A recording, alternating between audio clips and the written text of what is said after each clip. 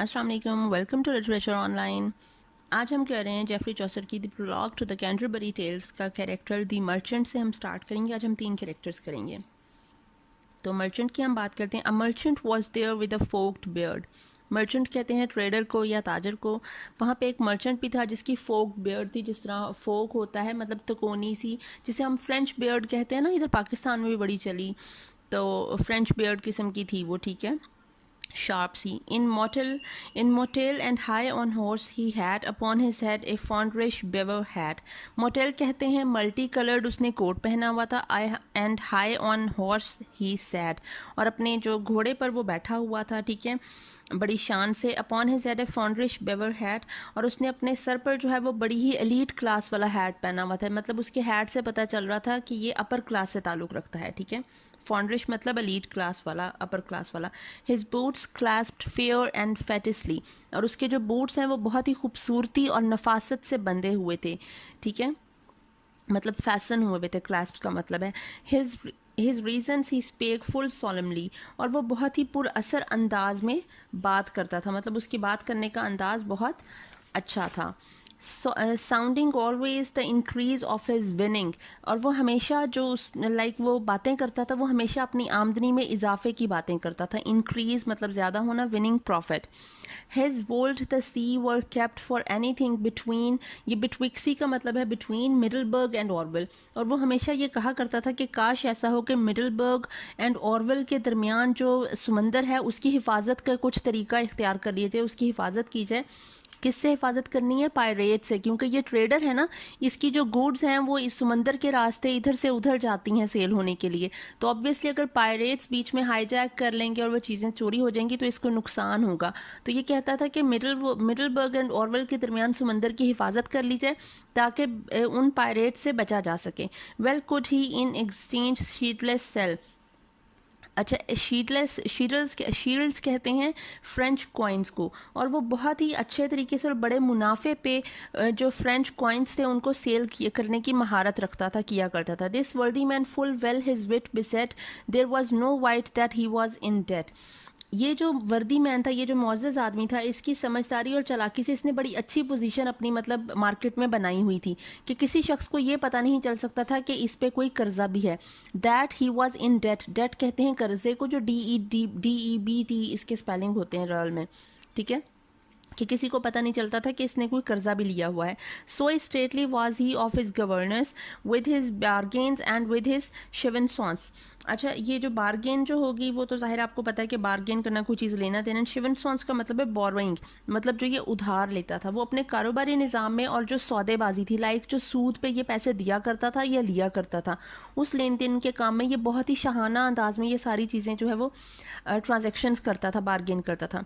For sure, सूद का मतलब होता है sure. For sure he was a वर्दी मैन विद ऑल, वो कह रहा है कि इस सब के बावजूद ये जो है फॉर ट्रूथ, कि ये मैं कहता हूँ कि ये मुअज़्ज़ज़ आदमी था। बट सूद टू सेन, कहता है कि लेकिन ये कैसे, मतलब अगर मैं सच बोलूँ तो I not how men him call, के लोग इसे मुअज़्ज़ज़ क्यों कहते थे, लेकिन सच कहता हूँ कि मैं नहीं जानता कि लोग इसे इतना मुअज़्ज़ज़ क्यों कहते थे। कि वो एक वर्दी आदमी था उन सब में, लेकिन लोग उसे इतना मुअज़्ज़ज़ क्यों कह रहे हैं कि मैं नहीं जानता। कि वो सिर्फ ट्रेडर था इसलिए, उसके पास पैसा था, शो ऑफ करता था इसलिए, ठीक है। ये अब अपनी हकीकत बता रहे हैं कि सिर्फ पैसा होना ही किसी की, अब ये बिल्कुल उसके बाद जो ट्रेडर के बाद इसने जो क्लर्क का करेक्टर है ये बिल्कुल इसके ऑपोजिट है। मतलब ये यहाँ पे आपको एक डिफरेंस बता रहा है, ठीक है, कि वो उस आदमी के पास पैसा है लेकिन उसको जो है वो बेशक कर्जे में भी है, लेकिन वो देखने में उसकी जो वो प्रिटेंड कर रहा है, वो अपने आप को एक रिच प्रिटेंशंस कर रहा है, ठीक है,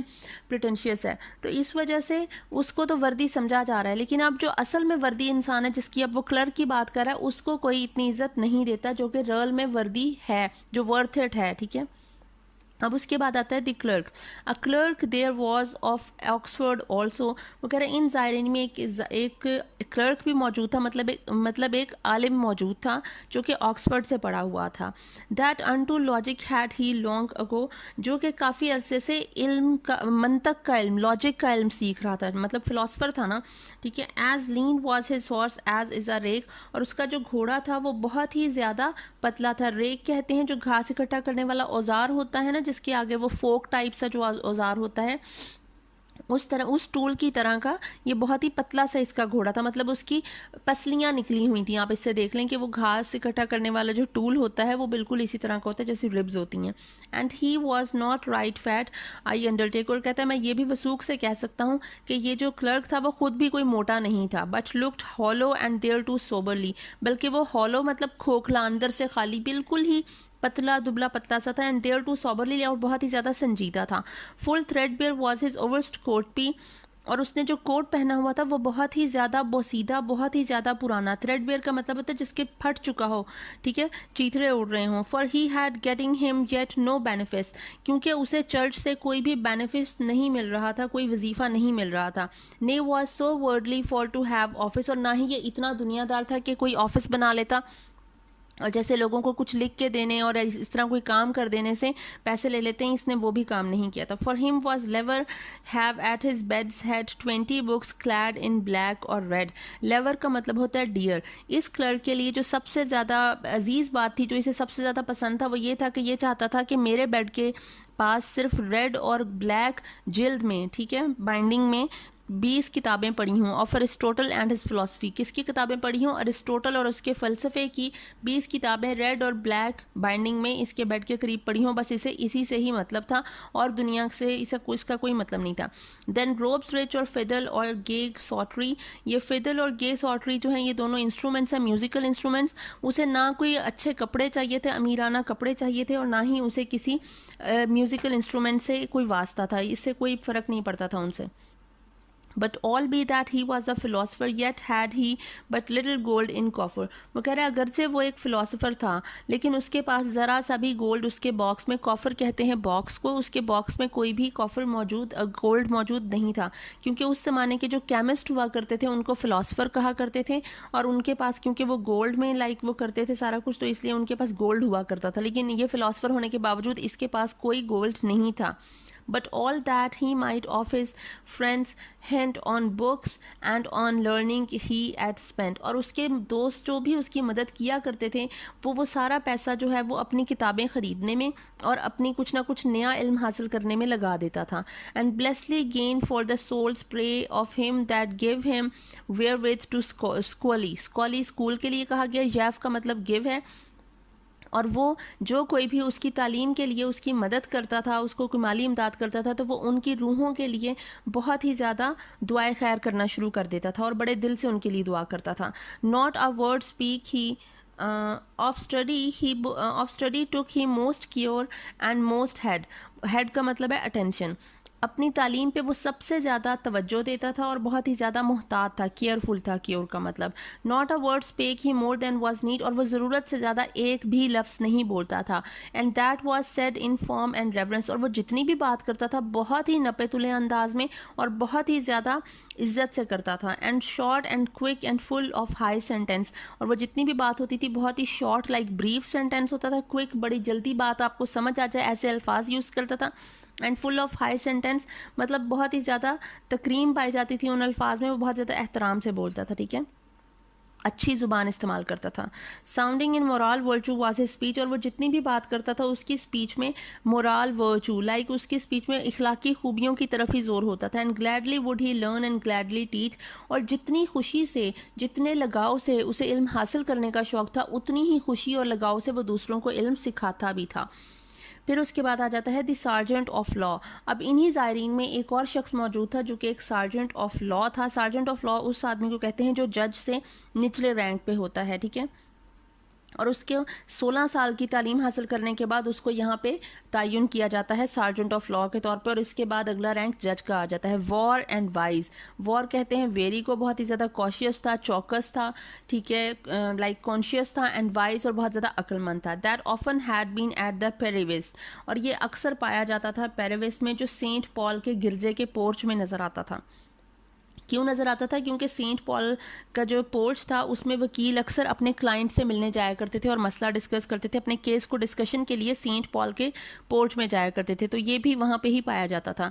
देयर वॉज ऑल्सो कि ये भी वहाँ पाया जाता था। फुल रिच ऑफ एक्सीलेंस, बहुत ही ज़्यादा एक्सीलेंट इंसान था, बहुत फजीलत हासिल थी इसको वहाँ पे बाकी लोगों में। Discrete he was end of great reverence, reverence का मतलब है बहुत इज्जत हासिल थी, और डिस्क्रीट का मतलब है बहुत ही ज़्यादा जीरक था, मतलब अक्लमंद इंसान था। ही सीम्ड स्विश, मतलब वो लगता भी ऐसा ही था, मतलब सिर्फ ये नहीं है कि वो सिर्फ ऐसा मशहूर था, वो लगता भी ऐसा ही था। स्विच का मतलब है सच। His words were so wise, और उसके जो लफ्ज़ वो अदा करता था वो भी बहुत ज़्यादा वाइज हुआ करते थे, मतलब वो वर्ड ऑफ विजडम बोला करता था। Justice he was full often in assize, assize कहते हैं चलती फिरती अदालत को, जिसमें जो है वो एक assize by patent and by plain commission, patent कहेंगे किंग की तरफ से उसको मुकर्रर किया जाता था, उसको हुक्मनामा मिलता था, एंड प्लेन कमीशन, और फुल अथॉरिटी उसको हासिल दे दी जाती थी, लीगल अथॉरिटी एज अ जज दे दी जाती थी। मतलब ये है कि साल में एक बार या 2 बार काउंटी की तरफ से झगड़े निपटाने के लिए इस सार्जेंट ऑफ लॉ को उन टाउन्स में भेज दिया जाता था जहाँ पे ये किंग की तरफ से मुकर्रर किया होता था, और इसके पास फुल लीगल अथॉरिटी होती थी कि ये जो भी फैसला करेगा उसको माना जाएगा और तस्लीम किया जाएगा। ठीक है, मतलब इसकी काफ़ी ज़्यादा इसको इज्जत दी जाती थी। ठीक है, एक अच्छा इसके पास रैंक था, अच्छी पीआर थी। For his science and for his high renown, और उसके मखसूस इल्म के लिए, उसकी जो साइंस मतलब उसके इल्म के लिए, and for his high renown, और उसकी शोहरत की वजह से, of fees and ropes had he many own, उसके पास मतलब उसको जो तनख्वाह और फीस दी जाती थी वो भी काफ़ी ज़्यादा होती थी, और उसको फिर इसके लिए काफ़ी ज़्यादा खुलतें भी मिला करती थी, मतलब रोब्स वगैरह उसको गिफ्ट लोग जो दे देते हैं कि हमारे हक में फ़ैसला करना, ये उन रिश्वत एक किस्म की, कि उसके पास वो भी बहुत ज़्यादा थे। मतलब ये अब इसने उसके ऊपर स्टाइल भी कर दिया कि रिश्वत के पैसे थे। So great a purchaser was no where none, उस जितना ज़मीनों की खरीदारी वाले अच्छा खरीदार कोई भी मौजूद नहीं था वहाँ पे। All was fee simple to him in effect, और हर चीज़ उसके लिए प्रॉपर्टी को खरीदना बहुत ही आसान काम था। His purchasing might not been intact, कि जहाँ पे भी वो प्रॉपर्टी वो वाली ख़रीदता था कि जिस पे कोई कब्ज़ा ना हो और जिसमें बाद में उसे कोई केस ना लड़ना पड़े, लाइक वो कोई भी झगड़े वाली प्रॉपर्टी नहीं ख़रीदता था, बहुत ही नपातुला और बहुत ही सोच समझ के सौदा किया करता था। ठीक है, his purchasing might not no where so busy a man as he there was, वो कह रहा है उसके जितना मसरूफ़ आदमी यहाँ पर कोई भी नहीं था। And yet he seemed busier than he was, हाँ ये और बात है कि वो इतना बिजी रियल में था नहीं जितना वो प्रिटेंड करता था कि वो बिजी है। In terms had he case and dooms all that from the time of king William were fall, और वो जितने भी किंग विलियम के ज़माने से लेकर अब तक जितने भी केस थे और जितने भी अदालती फैसले हुए वो उसे ज़ुबानी याद थे, मतलब बमा कानूनी इस्लाहात के, बमा जो भी उन पे लाइक के चले, कॉन्स्टिट्यूशन कौन सा लगा, क्या हुआ क्या नहीं हुआ, उसे हर चीज़ ज़ुबानी याद थी। देयर टू ही कुड इंडाइट, इसीलिए वो बना सकता था, इंडाइट का मतलब होता है कंपोज करना, राइट करना, and make a thing, there could no wight pinch at his writing, इसीलिए वो कानूनी दस्तावेज़ात इतनी महारत से तैयार करता था that no one can find a fault in his document, कि कोई भी शख्स उसकी तहरीर में नुक्स नहीं निकाल सकता था। And every statute could he plain by rote, और स्टैट्यूट का मतलब होता है रिटन लॉ, जो भी लॉ लिखा जा, जो भी कानूनी इस्तिलाहात जो लिखी जा चुकी हैं, ही प्लेन बाय रोट, उसको वो ज़ुबानी याद थी, उसको मतलब हर कानून ज़ुबानी याद था।